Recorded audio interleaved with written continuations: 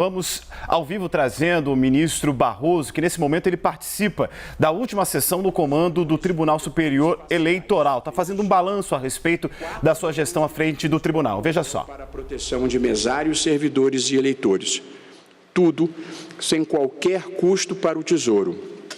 Uma economia de 192 milhões de reais, conforme orçado pelo diretor-geral do Tribunal, Rui Moreira, cujo nome faço questão de citar pelos excepcionais serviços que prestou. Coube igualmente à iniciativa privada, sem qualquer custo para os cofres públicos, a extraordinária logística de distribuição desses materiais. Empresas que contribuíram gratuitamente para a democracia brasileira. E, de fato, conseguimos realizar eleições sem produzir qualquer impacto nos índices da pandemia. Embora se temesse abstenção elevada, 113 milhões de eleitores foram votar, com um percentual de não comparecimento muito próximo das médias históricas. Divulgamos o resultado das eleições no mesmo dia da votação, tanto no primeiro quanto no segundo turno. Enfrentamento da desinformação. Nós vivemos a era da revolução tecnológica ou digital, iniciada na metade final do século XX, caracterizada pela massificação dos computadores pessoais e dos telefones inteligentes e, mais notadamente, pela internet, conectando bilhões de pessoas em todo o planeta. A internet revolucionou o mundo da comunicação interpessoal e social, ampliando exponencialmente e democratizando o acesso à informação, ao conhecimento e ao espaço público, onde qualquer pessoa pode expressar suas ideias, opiniões e disseminar notícias. Antes da internet, a difusão de informações dependia substancialmente da imprensa profissional. Cabia a ela apurar os fatos e veicular opiniões com os filtros editoriais próprios à técnica e à ética jornalística. Havia, assim, um controle mínimo sobre a veracidade do que era publicado. E, aliás, aproveito esse tema para agradecer também aos profissionais da imprensa que cobrem as atividades do tribunal. Nós nunca precisamos tanto de jornalismo profissional para a criação de um espaço público que, embora plural, tenha um mínimo de compromisso com a verdade e com a realidade. Imprensa profissional é um dos antídotos contra esse mundo da pós-verdade e dos fatos alternativos, disfarces para a mentira e as notícias fraudulentas. Uma das principais consequências da revolução digital foi o surgimento das redes sociais e dos aplicativos de mensagens, que se tornaram as principais fontes de informação da maioria da população. Em meio a muitos fatores positivos, há um componente extremamente negativo nesse novo contexto: a circulação de campanhas de ódio e de desinformação, a veiculação de mentiras deliberadas, de teorias conspiratórias, ataques às instituições e outros comportamentos socialmente inaceitáveis. Essas mídias passaram a ter um papel relevante nas eleições em muitos países, tendo havido casos graves de manipulação grosseira de notícias e informações, inclusive com ingerências externas. Em razão disso, e com a experiência adquirida nas eleições de 2018, o Tribunal Superior Eleitoral montou uma estratégia de guerra para enfrentar a desinformação voltada contra o processo eleitoral na campanha de 2020. Para tanto, foram adotadas as seguintes iniciativas: a criação de uma coordenação digital de combate à desinformação, com um especialista na matéria que assessorou as ações do TSE. 2. Parceria com as principais mídias sociais e aplicativos de mensagens, incluindo Facebook, Instagram, WhatsApp, Google, YouTube, Twitter e TikTok. 3.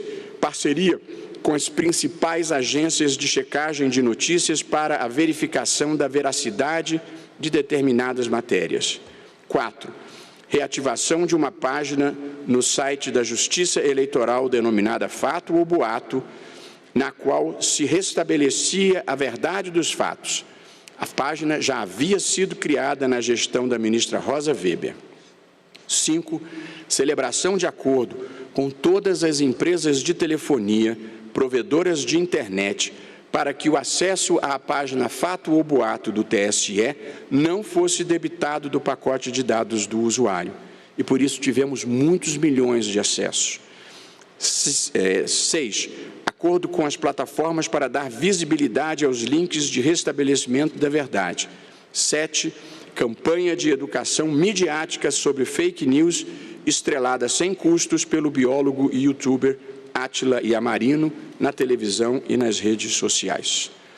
O foco principal da nossa atuação foi não o controle de conteúdos, mas, sobretudo, dos comportamentos coordenados inautênticos, como o uso de perfis falsos ou duplicados, robôs e trolls, gente contratada para amplificar as notícias falsas. São os mercenários que fazem mal à democracia. As parcerias com as plataformas são feitas sob medida, aproveitando as melhores ferramentas de cada uma delas. No último dia 15, todas essas parcerias foram renovadas e assinadas em evento público com a adesão de novos parceiros como o CUAI. O Programa de Enfrentamento à Desinformação do TSE conquistou o Prêmio Inovare na categoria Tribunais e o Prêmio Transparência e Fiscalização Pública 2021 da Comissão de Fiscalização Financeira e Controle da Câmara dos Deputados. E as campanhas do TSE no TikTok receberam o Prêmio Nacional de Comunicação e Justiça do Fórum Nacional de Comunicação e Justiça. Portanto, meus cumprimentos agradecidos e carinhosos tanto à equipe de combate à desinformação quanto à equipe da comunicação social por esses méritos obtidos. A identificação civil nacional, e me permitam chamar brevemente a atenção para um programa que estamos implementando e que tem um potencial revolucionário para simplificar a vida das pessoas. Nós conseguimos avançar significativamente no importantíssimo Programa de Identificação Civil Nacional, introduzido pela Lei 13.444 de 2017, que foi aprovada na época com o empenho do então presidente do Tribunal, ministro Dias Toffoli. Explico brevemente em que consiste essa identificação civil nacional. O TSE, para fins de identificação dos eleitores, tem um banco de dados de mais de 120 milhões de brasileiros com sua biografia e biometria, que são a identificação digital e facial das pessoas. A meta é chegar a todos os eleitores. O que é esse Programa de Identificação Civil Nacional? Ele se destina a utilizar essa base de dados para duas finalidades de grande valia para a vida das pessoas. A primeira, a criação do Documento Nacional de Identidade, o DNI, consistente num aplicativo que pode ser baixado no celular, que concentrará num único ícone a identificação do cidadão com todos os seus documentos, CPF, RG, carteira de habilitação, cédula de identidade profissional e etc. Portanto, o fim de ter que carregar papéis e um monte de documentos para toda parte. E a segunda grande finalidade é que funcionará como um instrumento de conferência de identidade e de dados. Sempre que se relacionar com um órgão público, por exemplo, para fazer prova de vida junto ao INSS, ou com uma entidade privada, a abertura de uma conta bancária, os dados biográficos e a identificação biométrica comprovam que a pessoa é quem de fato diz ser. Portanto, em vez de ter que comparecer ao balcão do INSS para provar que está vivo, poderá apenas utilizar o seu celular com esse aplicativo e com isso se poupa as pessoas mais idosas de um imenso transtorno. Eliminam-se também as fraudes e a burocracia. Trata-se de um projeto de simplificação da vida, que pôde deslanchar devido ao apoio da Secretaria Especial de Desburocratização, Gestão e Governo Digital do Ministério da Economia, do SERPRO, de governos estaduais e do ministro da Economia, Paulo Guedes. 7. Iniciativas relativas à maior participação das mulheres na política. No meu discurso de posse, afirmei que um dos objetivos da minha gestão era promover o empoderamento feminino.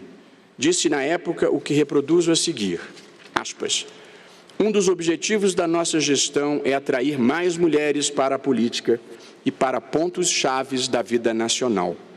Foi longa a trajetória da condição feminina na história da humanidade e na vida do país. Conquistas que incluem o direito à educação, liberdade sexual, direitos para a mulher não casada, igualdade no casamento e acesso ao mercado de trabalho, assim como lutas ainda inacabadas contra a violência doméstica, a violência sexual e atitudes preconceituosas e desrespeitosas que vão do assédio à linguagem sexista. Fomos criados em uma cultura machista e sua superação é um aprendizado e uma vigilância constantes. Ainda assim, poucas transformações foram mais extraordinárias ao longo da minha vida adulta quanto à ascensão feminina. Procurei fazer a minha parte, a começar pela minha própria equipe. Minha secretária-geral aqui no TSE é mulher e minhas chefes de gabinete, tanto no TSE quanto no Supremo, são igualmente mulheres. E quem manda na minha vida há 28 anos é minha mulher Tereza, a quem dedico a bela declaração de amor de Jorge Luiz Borges, estar com você ou não estar com você é a medida do meu tempo. Fecho aspas.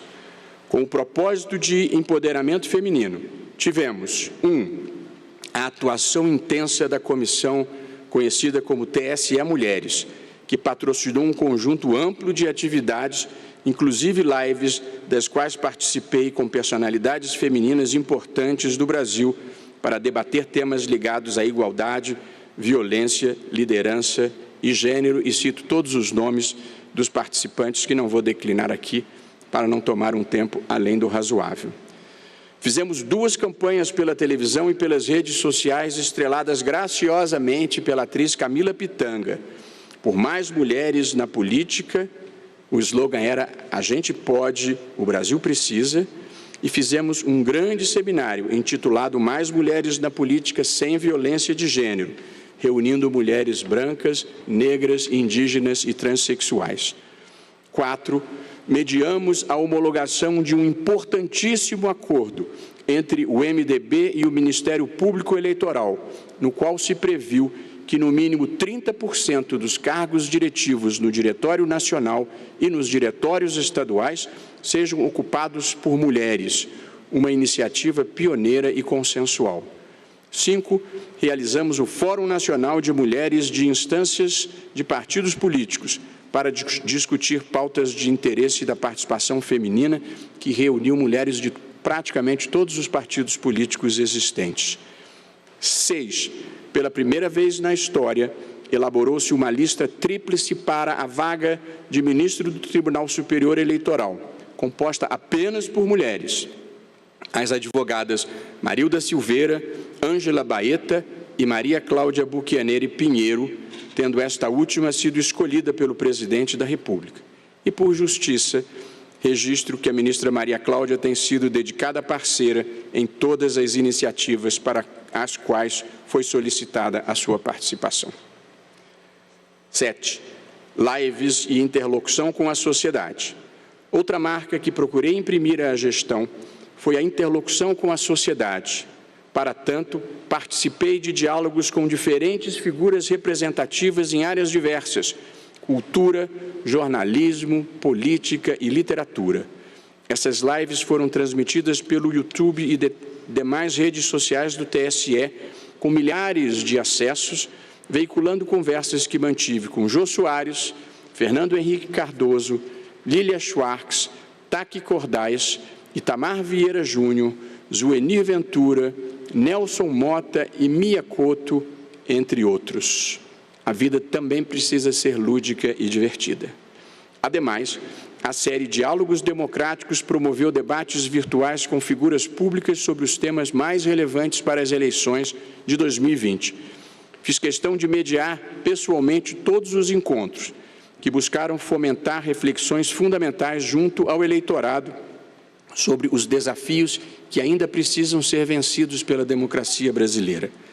Realizamos um ciclo de lives com os seguintes temas: Mais Mulheres na Política, com Camila Pitanga, Djamila Ribeiro e Simone Tebet; Combate à Desinformação, com Átila Yamarino, Cristina Tardáguila e Felipe Rigoni; Mais Jovens na Política, com Projota, Tabata Amaral e Luiz Felipe Pondé; Voto Consciente, com Marina Silva, Marcelo Tais e Caio Coppola; e Cuidados Sanitários, com Marília Santini, Davi Wippe e Luiz Fernando Aranha Camargo. Eram dias que tinham mais de 24 horas, naturalmente. 8. Defesa da integridade do processo eleitoral e do voto eletrônico. Boa parte do ano de 2021 foi gasto com uma discussão desnecessária, que significaria um retrocesso. A volta do voto impresso com contagem pública manual. Solução inadequada para um problema inexistente. O sistema de votação eletrônica brasileiro é um sistema seguro, transparente e auditável. Ele é seguro. O sistema foi implantado em 1996, há mais de 25 anos, sem que jamais se tenha documentado qualquer caso de fraude. Justamente ao contrário, nós derrotamos o passado de fraudes com o voto impresso. Ademais, as urnas eletrônicas, como não me canso de repetir, jamais entram em rede, isto é, elas não têm ligação à internet. Como consequência, não estão sujeitas a acesso remoto, à invasão por hackers. O sistema é também transparente. Cada passo do processo eleitoral, do desenvolvimento do programa à divulgação do resultado, está sujeito à fiscalização dos técnicos indicados pelos partidos políticos, da OAB, da Procuradoria-Geral da República, bem como de diversas outras entidades, entre elas incluídos o Departamento de Polícia Federal e as Forças Armadas. Sempre constou da regulamentação essa possibilidade de todos participarem, e muitos não participavam porque simplesmente confiam no sistema. E também temos agora uma comissão de transparência eleitoral e um observatório de transparência das eleições instituídos por portaria e em pleno funcionamento. E, por fim, o sistema é auditável. Tem dezenas de etapas de auditoria que vão da abertura do código-fonte, isso é, dos programas que contêm os comandos operacionais das urnas, até a impressão dos boletins de urna, passando pelo teste público de segurança, pela blindagem do programa e pelo teste de integridade no dia das eleições, tudo feito à luz do dia, sob a fiscalização de todos os interessados. Conforme expus em audiência pública na Câmara dos Deputados, para a qual recebi não um, mas 3 convites, inclusive o convite pessoal do presidente da Casa, a experiência com a impressão de um pequeno percentual de votos nas eleições de 2002 foi muito ruim, com atrasos, quebra de impressoras e necessidade de votação em cédulas em muitas sessões. Foi o que documentou o relatório do próprio Senado Federal. Além disso, haveria um custo muito alto, necessidade de nova licitação de urnas e perigo de quebra de sigilo. Alguém poderia supor, em boa fé, e esse é um ponto para o qual gostaria de chamar a atenção, que não haveria problema em se ter a impressão do voto simultaneamente ao voto eletrônico, para eventual conferência em caso de diferença mínima entre os candidatos. Deve-se observar que não é isso que constou da proposta de emenda constitucional apresentada. O discurso era contagem pública manual e não conferência no caso de diferença mínima. De todo modo, a ideia seria plausível se não tivéssemos que levar em conta além do risco de judicialização geral das eleições, com pedidos de recontagem, o seguinte: os votos precisariam ser 1. Transportados, num país onde o roubo de carga não é incomum. 2. Armazenados, num país em que os antecedentes de urnas que apareciam com mais votos do que eleitores ou que desapareciam eram frequentes. E 3. A contagem pública manual de votos, que sempre foi um cenário de fraude entre nós. Felizmente, a Câmara dos Deputados, com altivez, rejeitou a proposta que traria o retrocesso e seu presidente considerou o assunto encerrado. O quadro jurídico constitucional, portanto, é o seguinte: o Supremo Tribunal Federal julgou inconstitucional o voto impresso nos moldes que vinha sendo proposto.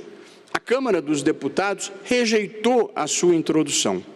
Sequer haveria tempo para a sua implantação a poucos meses das eleições, com necessidade de elaboração de projeto, licitação e produção de urnas com impressora.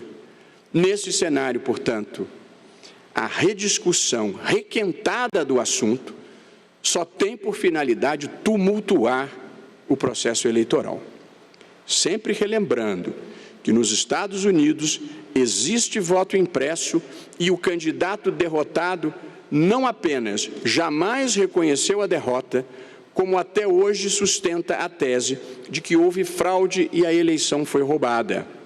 A moral da história, como já disse anteriormente, é que não há remédio na farmacologia jurídica para maus perdedores. Preparação para as eleições de 2020, item 9. Em preparação para as eleições, já tivemos duas etapas muito importantes, que foram a abertura dos códigos-fonte aos partidos políticos e a diversos órgãos e entidades habilitados, relembrando que o código-fonte é o conjunto de programas que rodam a urna eletrônica. 2. Realização do teste público de segurança, quando inúmeras instituições qualificadas fazem ataques ao sistema em busca de vulnerabilidades que possamos sanar. Tudo já feito, sob os olhos da Comissão de Transparência Eleitoral e do Observatório da Transparência Eleitoral. Em maio próximo, teremos o teste de confirmação, quando se vai conferir se os pontos de aperfeiçoamento recomendados no teste público de segurança foram satisfatoriamente executados. No âmbito da Comissão e do Observatório de Transparência, temos recebido inúmeras consultas, indagações e sugestões que estão sendo consideradas com a atenção devida e merecida. Ficou convencionado entre os integrantes da Comissão de Transparência que os debates ali travados e os pedidos a ela dirigidos serão tratados reservadamente e que, ao final, se divulgará um relatório sobre o que foi discutido, proposto, considerado e atendido. Nós confiamos na integridade dos membros da comissão para que não haja vazamentos indevidos. Onde não há boa-fé, não há salvação. Sobretudo em matéria de cibersegurança, o sigilo é imprescindível por motivos óbvios. Ninguém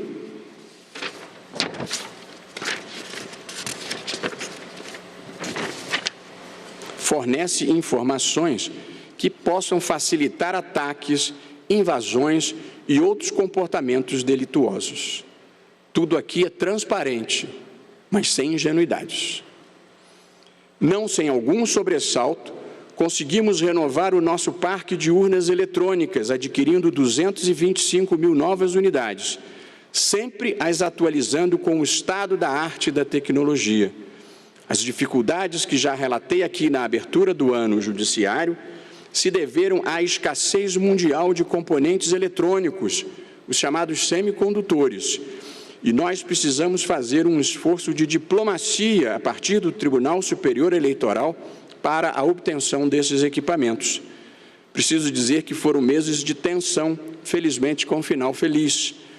E porque agradecer nunca é demais, registro ainda uma vez a ajuda valiosa do embaixador Rubens Barbosa, ex-embaixador do Brasil nos Estados Unidos, dos ex-embaixadores dos Estados Unidos no Brasil, Thomas Shannon e Tony Harrington, bem como do encarregado de negócios de Taiwan no Brasil, Tsung-Che Chang, e do vice-chanceler de Taiwan, Alexander Yu. Todos foram nossos aliados numa verdadeira competição internacional para obtenção de componentes essenciais. Sou grato também ao chefe da assessoria internacional do TSE, o diplomata José Gilberto Scandiucci, que trabalhou intensamente para o sucesso da operação. Também em preparação para as eleições, tornamos permanente o programa de enfrentamento à desinformação. Nesse tema, reitero o meu entendimento de que qualquer ator importante no processo eleitoral brasileiro precisa estar submetido à legislação brasileira e à justiça do país. Mídias sociais que aceitam com naturalidade apologia ao nazismo, ao terrorismo, ameaças a agentes públicos e ataques à democracia, sem qualquer controle dos comportamentos coordenados e inautênticos e das condutas criminosas, não devem ser admitidas a operar no Brasil. A liberdade de expressão é muito importante e precisa ser protegida, inclusive contra os que a utilizam para destruí-la, juntamente com a destruição da democracia. O ódio, a mentira e as ameaças não são protegidas pela liberdade de expressão porque eles se destinam a silenciar a expressão dos outros. 10. Alguns registros administrativos e jurisdicionais. No plano administrativo, conseguimos concluir inteiramente a digitalização dos processos físicos, fazendo com que o Tribunal Superior Eleitoral opere de maneira inteiramente eletrônica com os seus processos. Iniciamos também o projeto de implantação de um berçário na sede do Tribunal Superior Eleitoral, contribuindo para a tranquilidade de nossas servidoras que voltem da licença maternidade. Também conseguimos organizar em uma coleção especial os livros doados pela família do saudoso ministro José Guilherme Vilela, cabendo uma vez mais um agradecimento ao advogado e ex-ministro desta Casa, Pedro Gordilho, que diligenciou os atos necessários à doação. Uma comissão de acessibilidade propôs e foram adotadas inúmeras medidas para a inclusão de pessoas com deficiência. Por fim, começamos os levantamentos necessários para tornar o Tribunal carbono zero, providência que foi retardada pela pandemia, mas que certamente será retomada pelos meus sucessores.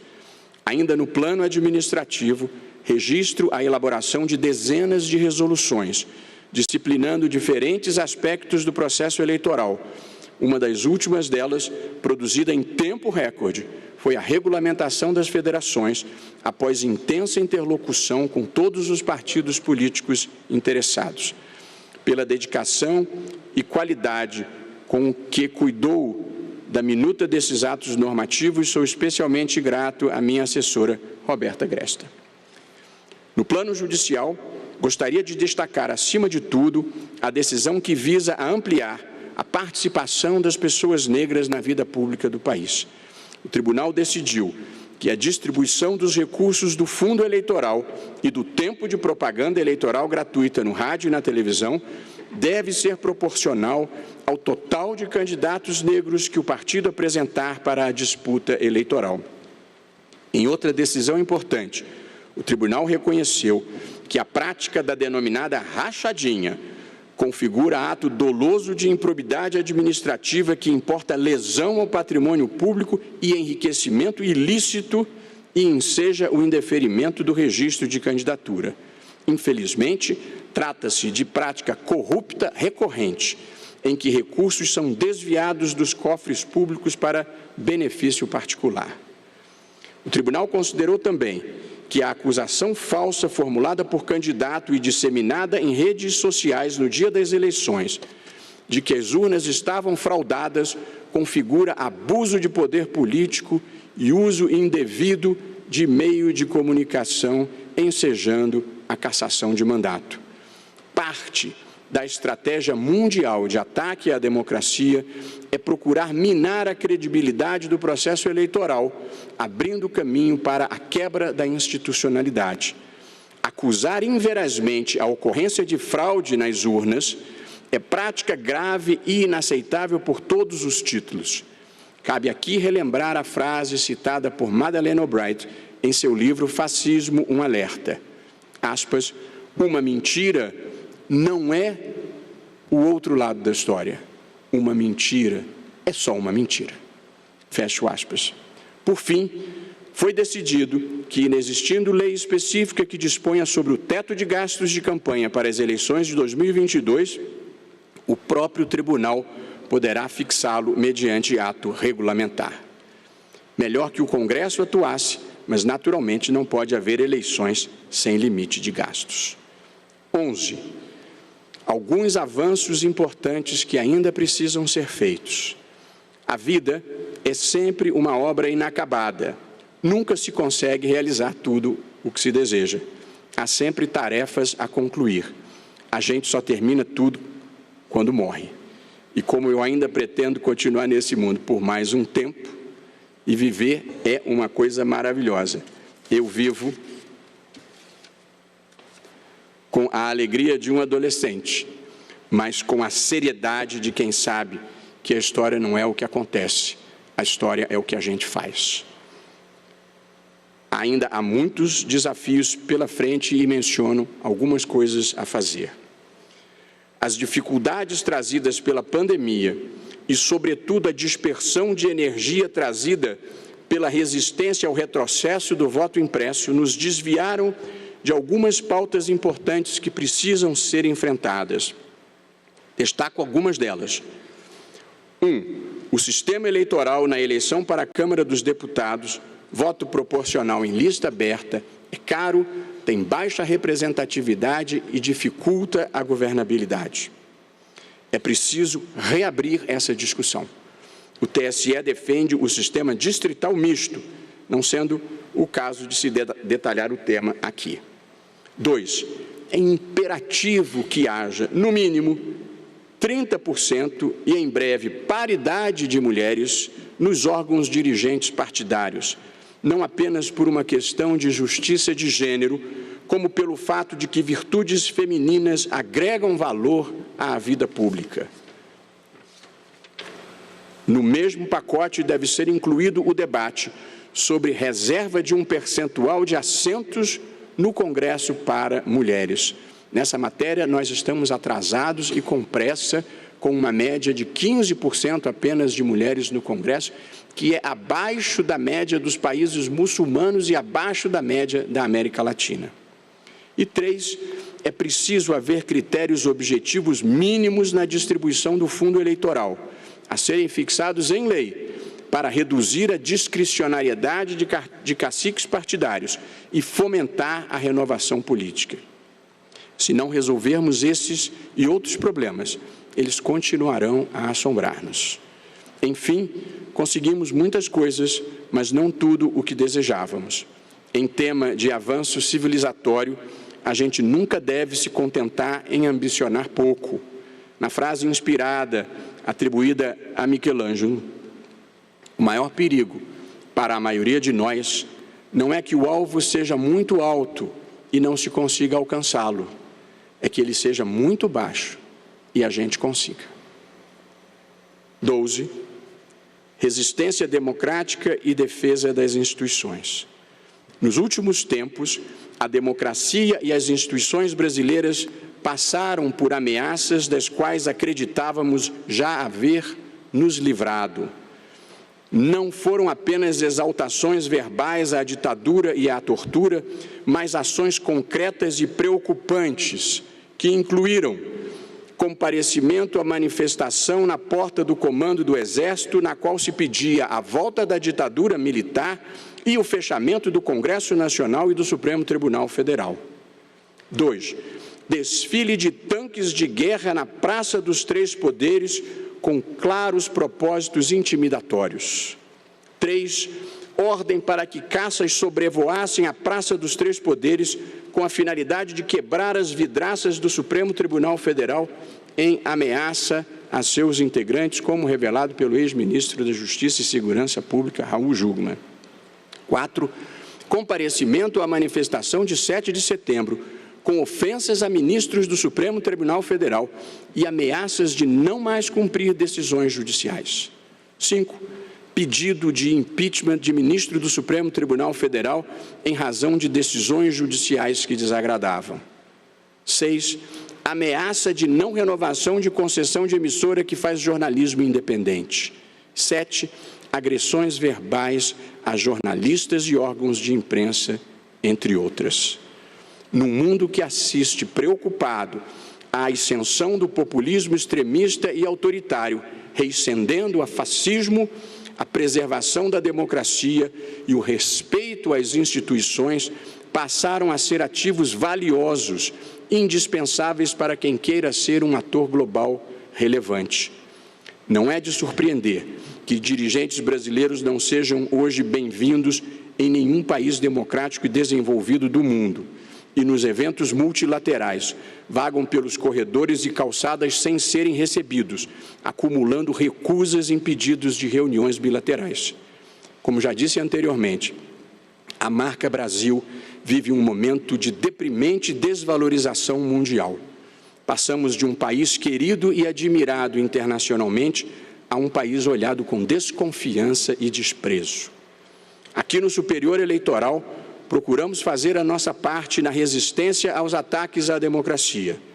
Aliás, uma das estratégias das vocações autoritárias em diferentes partes do mundo é procurar desacreditar o processo eleitoral, fazendo acusações falsas e propagando o discurso de que, se eu não ganhar, houve fraude. Trata-se de repetição mambembe do que fez Donald Trump nos Estados Unidos, procurando deslegitimar a vitória inequívoca do seu oponente e induzindo multidões a acreditar na mentira.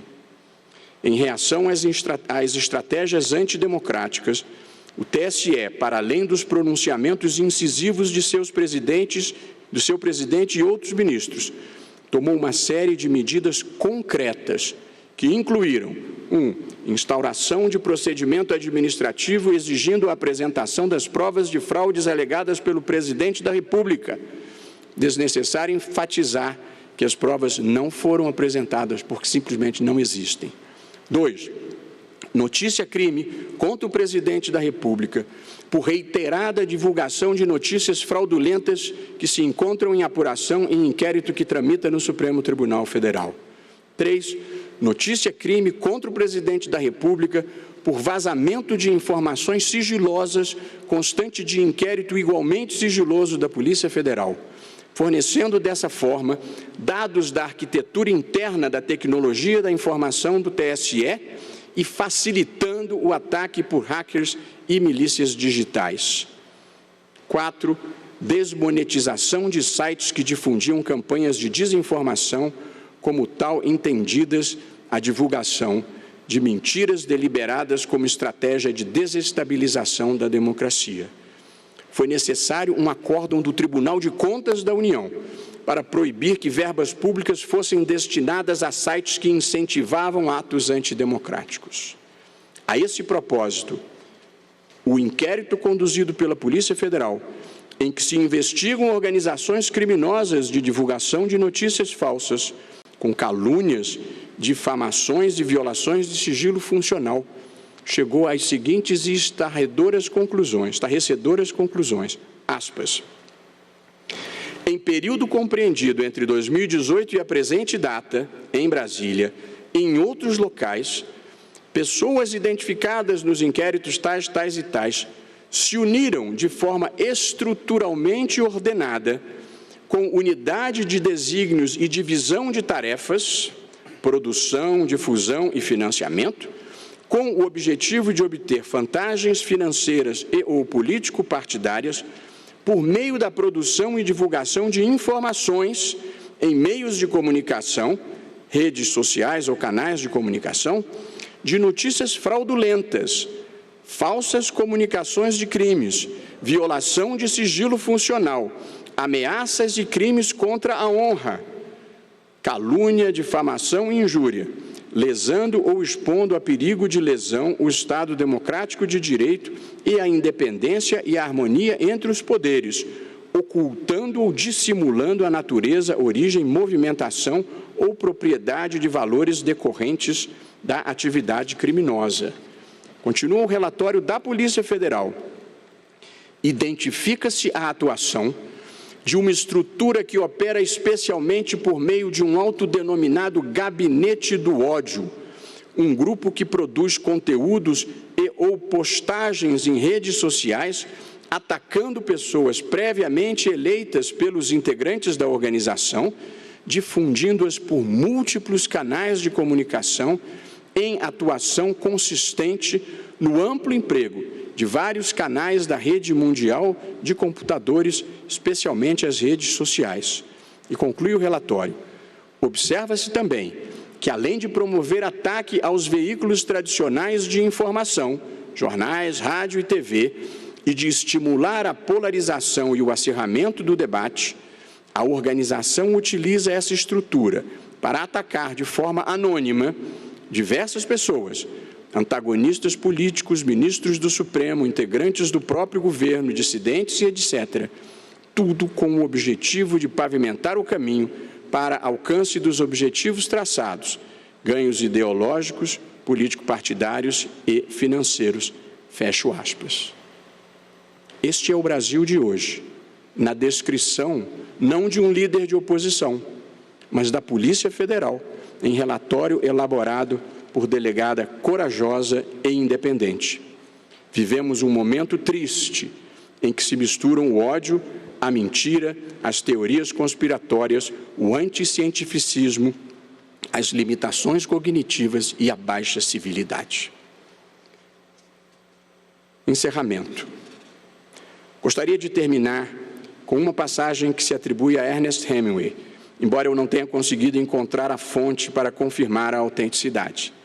Mas seja de quem for, trata-se de um diálogo antológico, que corre assim. Quem é que está ao seu lado na trincheira? E isso importa? Importa, mais do que a própria guerra. Pois ao nosso lado na trincheira estão os que acreditam no bem, na justiça e na democracia, mesmo que divirjam quanto a muitas outras coisas. Ou que saibam que todas as pessoas devem ser tratadas com respeito e consideração, mesmo quando pareçam não merecer. Os que sabem estão ao nosso lado, os que sabem que a ignorância e a falta de educação não são virtudes a serem cultivadas.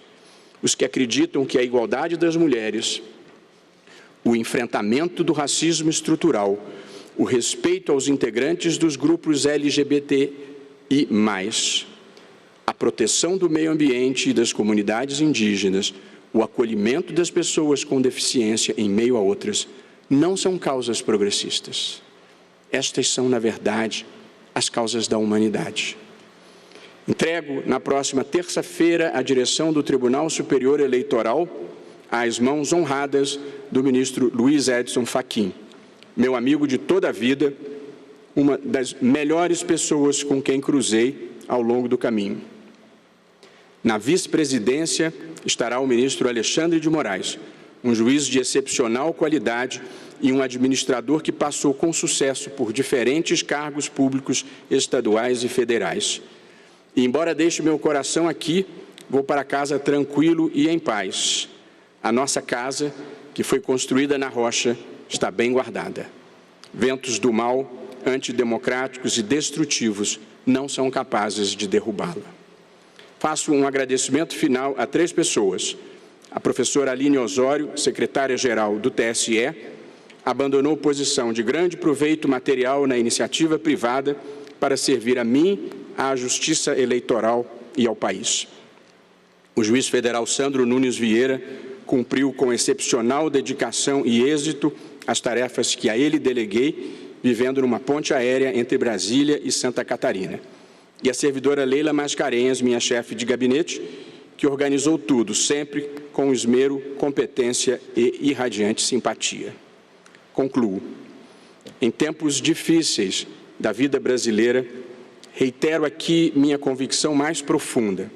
minha fé racional, a de que a história é uma marcha contínua na direção do bem, da justiça e do avanço civilizatório. Mas nem sempre ela é linear. Por isso mesmo, é preciso interpretar sem amargura os seus avanços e recuos. Porém, mesmo quando não se perceba da superfície, ela flui como um rio subterrâneo na direção que deve seguir. E o nosso papel, como intelectuais, trabalhadores, estudantes e cidadãos, é empurrar a história na direção certa. Mesmo diante de momentos de desalento, com as fraquezas humanas e com os desvios de rota, procuro manter uma visão construtiva da vida e dos acontecimentos. E compartilho com todos o meu slogan pessoal, que tem me ajudado ao longo do caminho. Não importa o que esteja acontecendo à sua volta, faça o melhor papel que puder e seja bom e correto, mesmo quando ninguém estiver olhando. Muito obrigado a todos.